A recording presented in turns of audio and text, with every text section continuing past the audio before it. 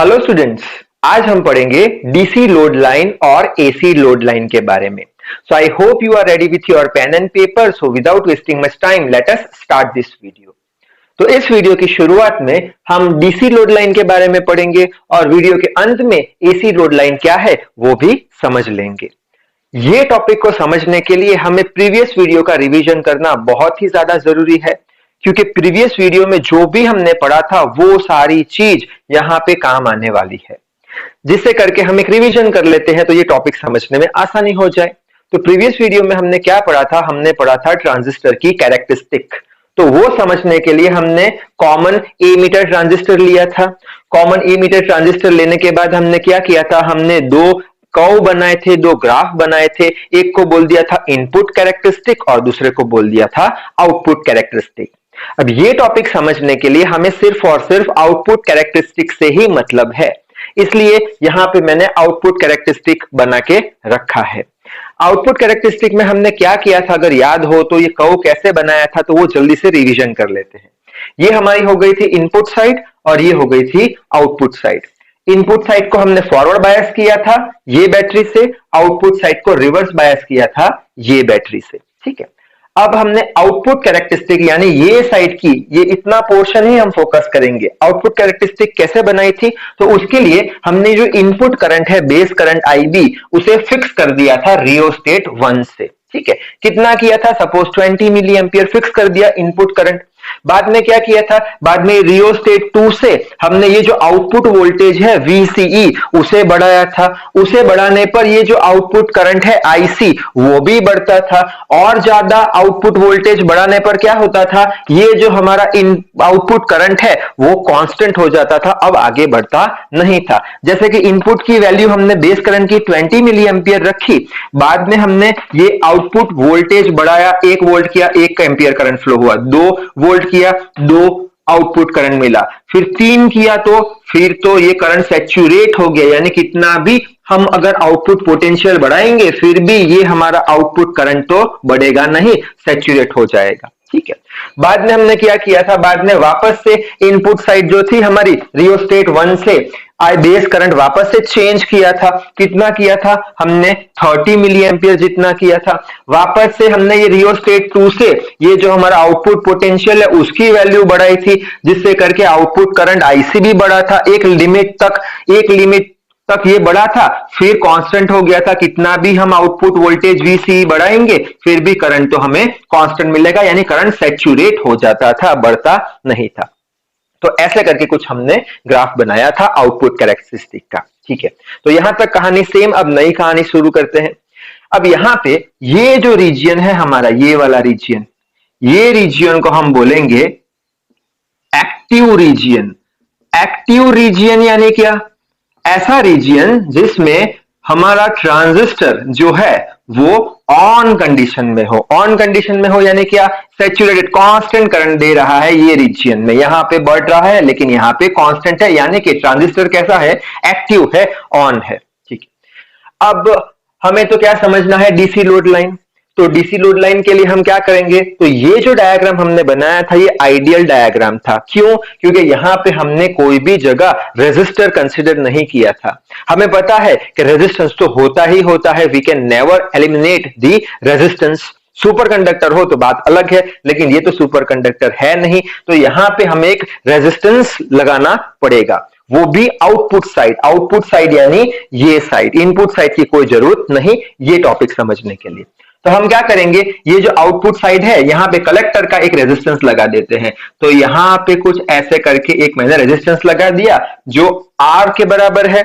अब कलेक्टर का रेजिस्टेंस है तो RC बोल देंगे। ठीक है, अब ये जो एमीटर है ये भी आउटपुट साइड है, यहां पे रेजिस्टेंस लगाने का मतलब नहीं, क्योंकि ये कॉमन एमीटर है तो ये एमीटर हमारा ग्राउंड हो जाएगा, यानी रेजिस्टेंस का कोई मतलब नहीं है। और ये तो इनपुट साइड है तो बेस पे तो रेजिस्टेंस लगाओ नहीं लगाओ अभी कुछ फर्क पड़ेगा नहीं, आउटपुट साइड हमें स्टडी करना है। ठीक है, रेजिस्टेंस लगा दिया। अब अगर ये आउटपुट साइड को आप ध्यान से देखोगे तो ये जो पोटेंशियल है VCC, ठीक है, ये पोटेंशियल दो जगह डिवाइड हो रहा है। कौन सी दो जगह? एक तो ये पोटेंशियल इधर जा रहा है VCE में, और दूसरा पोटेंशियल किसको दे रहा है, रेजिस्टर को दे रहा है। अब रेजिस्टर के अक्रॉस पोटेंशियल ड्रॉप कितना होता है आपको मालूम है, आई आर जितना, ठीक है। आई कौन सा, कलेक्टर का करंट, आर कौन सा, कलेक्टर का रेजिस्टेंस, यानी potential drop across this resistor is how much, I C R C, यानी ये पोटेंशियल डिवाइड हो गया यहां और यहां। तो यही चीज मैंने यहां पे लिख के रखी है कि VCC is equals to VCE plus ICRC, ठीक है। अब ये सेम इक्वेशन आप यहाँ पे KVL लगा के भी बना सकते हो। यहाँ पे करंट का डायरेक्शन कैसा है, यहां से ये ऐसे करके करंट घूम रहा है, ठीक है। तो करंट की डायरेक्शन में ऐसे करके कुछ लूप ले लो तो भी आंसर सेम आएगा, ठीक है। तो हम KVL नहीं यूज कर रहे हैं, सीधे सीधा यहाँ पे फिगर देख के बोल देते हैं कि भाई ये जो पोटेंशियल है डिवाइड हुआ है यहाँ पे और यहाँ पे, तो सिंपली ये इक्वेशन लिख दिया, ठीक है। अब ये जो इक्वेशन हमने लिखा ये लाइन का इक्वेशन है। अब कैसे वेरीफाई करें ये लाइन का इक्वेशन है, तो उसके लिए हम क्या करेंगे, ये ICRC को सब्जेक्ट बना दिया तो ऐसा कुछ इक्वेशन मिला, ठीक है। बाद में IC को सब्जेक्ट बनाया तो RC डिवाइड कर दिया, ठीक है। बाद में क्या किया, ये वाली जो टर्म है, ये वाली टर्म इसको आगे ले आए, यानी -1/RC VCE, और ये तो प्लस है तो प्लस VCC बाय RC।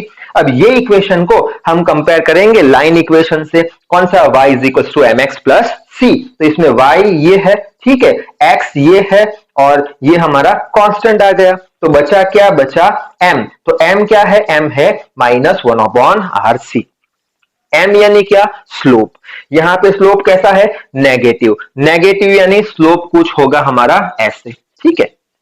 यहां पे बना देता हूं, ऐसे स्लोप होगा। पॉजिटिव यानी क्या, ये पॉजिटिव स्लोप, ये नेगेटिव स्लोप, यानी जो हमारी लाइन है उसका स्लोप कैसा है, नेगेटिव स्लोप है, यानी ऐसे लाइन है। अब ये वाली लाइन हमें ये ग्राफ पे प्लॉट करनी है, ठीक है। ये लाइन को हम बोल देंगे डीसी लोड लाइन, जिसका स्लोप कैसा है, नेगेटिव है, डिक्रीजिंग है। तो अब ये लाइन को कैसे प्लॉट करें, यानी कि ये वाली लाइन को कैसे प्लॉट करें जिसका जो स्लोप है -1/RC के बराबर है, तो उसके लिए हम क्या करेंगे, दो पॉइंट के कोऑर्डिनेट ढूंढेंगे और दोनों पॉइंट को मैच करा देंगे। सिंपल वे कैसे, जैसे कि ये हमारा इक्वेशन 1, इसे ही फोकस करो, ठीक है। इसके अंदर अगर मैं IC का वैल्यू 0 ले लूं, यानी क्या, ये IC का वैल्यू 0 ले लूं, ठीक है, तब ये जो हमारी x एक्सिस है उस पे कितनी वैल्यू आएगी, यानी VCE की कितनी वैल्यू आएगी वो ढूंढ लेते हैं। तो IC बराबर 0 रख दिया है, पूरा टर्म 0, यानी VCC is equal to VCE, VCC equal to VCE, यानी VCE की वैल्यू कितनी है, VCE की वैल्यू VCC के बराबर। अब ये VCC वैल्यू हम मान के चलेंगे मैक्सिमम है, तो ये कहां पे प्लॉट होगा, सपोज करते हैं यहां कहां पे ये प्लॉट होगा, क्या, जब I का वैल्यू 0 तब ये VCE का वैल्यू VCC। तो ये पॉइंट हमारा कौन सा हो गया कि जब I का वैल्यू 0 यानी क्या, कॉमा 0, क्यों, ये y एक्सिस है और x एक्सिस पे कितना होगा, VCC, तो यहां पे लिख दू VCC, ये पॉइंट हो गया हमारा A, ठीक है। ये पॉइंट का A का कोऑर्डिनेट खत्म, कौन सा, VCC, 0। अब पॉइंट B ढूंढ लेते हैं, कैसे, कि जब VCE बराबर 0 हो, यानी ये जो VCE है ये बराबर 0, यानी x एक्सिस की वैल्यू कैसी ले ली, 0 के बराबर, तब IC की y की वैल्यू कितनी आएगी वो प्लॉट कर देंगे। तो VCE बराबर 0 रखो यहाँ पे, तो क्या हो जाएगा, ICRC is equal to VCC, ICRC equal to VCC। हमें तो IC की वैल्यू चाहिए, तो IC की वैल्यू ये मिल जाएगी, यानी पॉइंट B मिल जाएगा, और ये IC की वैल्यू मैक्सिमम मान के चलेंगे तो कितनी होगी, VCC बाय RC के बराबर, ये हो गया हमारा पॉइंट B। तो ये कोऑर्डिनेट लिखे हैं पॉइंट B के, ठीक है। अब सिंपली क्या करेंगे, दोनों पॉइंट को कनेक्ट कर देंगे, तो ऐसे करके कुछ ऐसे कनेक्ट कर दिया, ठीक है। तो ये जो हमारी लाइन बनी इसे हम बोल देंगे डीसी लोड लाइन, ठीक है। तो ये मीनिंग है डीसी लोड लाइन का, ठीक है। अब ये जो हमारा बेस करंट है और ये जो डीसी लोड लाइन है, जो पॉइंट पे इंटरसेक्ट करती है वो पॉइंट को हम बोल देंगे क्यू पॉइंट। तो कहां पे इंटरसेक्ट करती है, तो पहले बोल दूंगा ये रहा, यहां पे क्यू पॉइंट आ गया, Q1 कर दो, इसे Q2 कर दो, इसे Q3 कर दो, ठीक है। इसे ऑपरेटिंग पॉइंट भी हम बोलते हैं। अब बने वहां तक ये जो क्यू पॉइंट है वो हमेशा सेंटर में रहना चाहिए, सेंटर में यानी क्या, ये पूरा एक्टिव रीजन हो गया, एक्टिव रीजन के बीच में रहना चाहिए ऑपरेटिंग पॉइंट, ठीक है, क्वाजिएंट पॉइंट या ऑपरेटिंग पॉइंट। तो अगर सेंटर में रहता है तो उसकी वजह से एम्पलीफिकेशन अच्छा मिलेगा। हमें मालूम है कि ये जो ट्रांजिस्टर है उसका यूज किसके लिए होता है, जनरली एम्पलीफिकेशन के लिए। एम्पलीफिकेशन यानी क्या, ऐसा कुछ आपने सिग्नल दिया, ठीक है, तो उसका एम्पलीफिकेशन अगर अच्छा चाहिए, एम्पलीट्यूड बढ़ाना है, तो हम ये ट्रांजिस्टर का यूज करते हैं। अच्छा एम्पलीफिकेशन कब मिलेगा, जब ये क्वाजिएंट पॉइंट है, क्यू पॉइंट है, जब ऑपरेटिंग पॉइंट है, जब सेंटर में हो तब हमें मिलेगा। और ये जो क्यू पॉइंट है वो दो चीज पे डिपेंड करता है। कौन सी दो चीज, पहली चीज ये बेस करंट पे डिपेंड करता है। जैसे जैसे बेस करंट आप चेंज करोगे ऐसे ऐसे क्यू पॉइंट भी चेंज होते जाएंगे। यहां पे कुछ बेस करंट, यहां पे कुछ, उसके रिस्पेक्ट में क्यू पॉइंट चेंज होते रहेंगे। और ये जो क्यू पॉइंट है वो स्लोप पे भी डिपेंड करता है, यानी कि ये लाइन का स्लोप अगर बढ़ा या फिर घटा तब भी क्यू पॉइंट शिफ्ट हो जाएंगे। अगर सपोज ऐसे करके स्लोप आ गया तो क्यू पॉइंट यहां चले जाएंगे, अगर ऐसे स्लोप आया तो क्यू पॉइंट चेंज हो जाएंगे, ठीक है। अच्छा, अब दूसरा भी एक पॉइंट आता है इसमें, जिसको बोलते हैं सैचुरेशन पॉइंट। और सैचुरेशन पॉइंट जो हमारा है इसे हम बोल देते हैं सैचुरेशन पॉइंट। सैचुरेशन पॉइंट यानी क्या, यहां तक करंट बढ़ेगा फिर करंट कांस्टेंट होने वाला है, यानी सैचुरेट होने वाला है, आगे जाएगा नहीं, ठीक है। एक और लास्ट पॉइंट आता है जिसे हम बोल देंगे कट ऑफ पॉइंट। कौन सा, कट ऑफ पॉइंट। तो ये पॉइंट जो है उसे कट ऑफ पॉइंट बोलते हैं। जो बेस करंट सबसे मिनिमम है उसके साथ जो डीसी लोड लाइन इंटरसेक्ट करती है उसे हम बोलते हैं कट ऑफ पॉइंट। तो जनरली ये कट ऑफ पॉइंट पे करंट की वैल्यू 0 के बराबर होती है। यहां पे तो 20 मिली एम्पियर लिख के रखा है, लेकिन एक्चुअल में देखने जाए तो 0 के बराबर होती है। ये करंट की वैल्यू जनरली डिफ्यूजन प्रोसेस से होती है। तो इतना डिटेल में नहीं जाएंगे, सिंपली इतना याद रखोगे कि जो बेस करंट की जो मिनिमम वैल्यू है उसके साथ जो ये डीसी लोड लाइन इंटरसेक्ट करती है उसे हम कट ऑफ पॉइंट बोल देते हैं। तो इतना आपको एग्जाम में लिखना है। अब नेक्स्ट देख लेते हैं। अब हम पढ़ेंगे एसी लोड लाइन के बारे में। तो अब तक हमने डीसी लोड लाइन के बारे में समझा। डीसी लोड लाइन में दो कोऑर्डिनेट हमने फाइंड किए थे लाइन इक्वेशन की हेल्प से, और ये जो डीसी लोड लाइन है उसका स्लोप कितना था, -1/RC, यानी नेगेटिव था, इसलिए ऐसा कुछ स्लोप हमने बनाया था। ये नेगेटिव स्लोप हो गया, ये पॉजिटिव स्लोप हो गया। तो यहाँ पे -V स्लोप और ये +V स्लोप, ठीक है। अच्छा, अब एसी लोड लाइन के लिए क्या करेंगे हम, पहले तो वापस से कॉमन ए मीटर ट्रांजिस्टर बना देंगे। और जो हम बैटरी यूज करते थे डीसी, अब वो नहीं यूज करते क्योंकि एसी समझना है हमें, तो यहाँ पे एक एसी सप्लाई दे देते हैं, ठीक है। अब एसी सप्लाई हमने दे दिया। अब ये तो आइडियल कंडीशन है, रेजिस्टेंस है नहीं, तो हम रेजिस्टेंस कंसीडर करेंगे कौन सी साइड, आउटपुट साइड। इनपुट का कुछ मतलब अभी है नहीं, हम फोकस कर रहे हैं आउटपुट साइड, क्योंकि ये जो ग्राफ था आईसी वर्सेस वीसीसी, इसे हम क्या बोलते थे, आउटपुट कैरेक्टरिस्टिक कर्व। यहां पे मैंने बेस करंट बनाया नहीं है, ठीक है, सिर्फ लाइन ही बनाई है जहां पे क्यू पॉइंट होते थे। अब रेजिस्टेंस आउटपुट साइड कंसीडर करेंगे तो सबसे पहला रेजिस्टेंस जो हमारा आउटपुट आएगा वो आउटपुट कोई लोड के साथ कनेक्ट होगा, वो लोड का कुछ रेजिस्टेंस होगा। तो वो लोड का रेजिस्टेंस हम ले लेते हैं, सपोज करते हैं RL के बराबर उसका रेजिस्टेंस है, ठीक है। अब ये तो लोड का रेजिस्टेंस हो गया।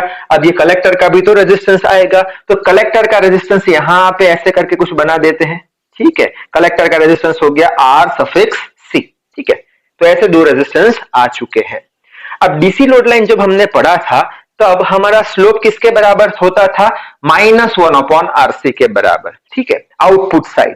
तो यहां भी आउटपुट साइड है, ठीक है, ये हमारी आउटपुट साइड है। और आउटपुट साइड अगर एसी रेजिस्टेंस की बात करें तो ये दो रेजिस्टेंस है, पैरेलल में है, ठीक है, पैरेलल में है, यानी पैरेलल में कितना होगा, ये RC पैरेलल RL, कुछ वैल्यू आएगी, ठीक है। यानी कि स्लोप जो हमारा होगा m = कितना हो जाएगा, -1/, पहले कितना था, RC था, पहले RC था, यहां पे लिख लो m -1/RC था, किसके लिए, डीसी के लिए। तो एसी के लिए क्या हो जाएगा, -1/RC पैरेलल RL, ठीक है।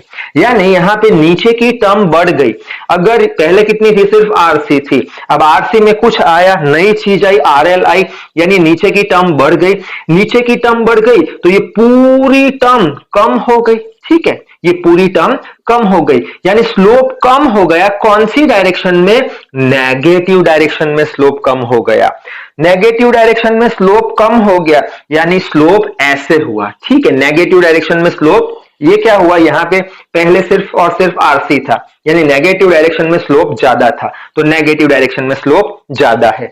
अब नीचे की साइड और एक वैल्यू ऐड हो गई, ठीक है, यानी ये पूरी टर्म घट गई। किसमें घट गई? नेगेटिव डायरेक्शन, यानी इसकी नेगेटिविटी कम हो गई है स्लोप की, इसकी नेगेटिविटी कम हो गई यानी पॉजिटिविटी कुछ आई। ये कौन सा था हमारा? -1/RC का, और ये कौन सा था? DC का। AC का क्या हो गया?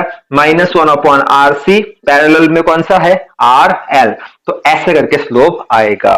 तो ये स्लोप वाली लाइन यहां पे बना देते हैं ऐसे करके, कुछ ऐसे, ठीक है। और इसका स्लोप, ये कौन सी लाइन हो गई हमारी? AC लोड लाइन, ठीक है। इसका स्लोप किसके बराबर? -1/RC पैरेलल RL के बराबर, ठीक है। और ये जो पॉइंट हमारा हो गया, इसे हम बोल देंगे Q पॉइंट। तो इस तरीके का डायग्राम आपको बना के आना है, डिटेल में कुछ जाना नहीं, क्योंकि जनरली ये आपको 3 मार्क्स में पूछते हैं, तो इतना मोर देन इनफ है आपके लिखने के लिए एग्जाम में। तो इस वीडियो में बस इतना ही। So till then read hard, work hard. Thank you very much.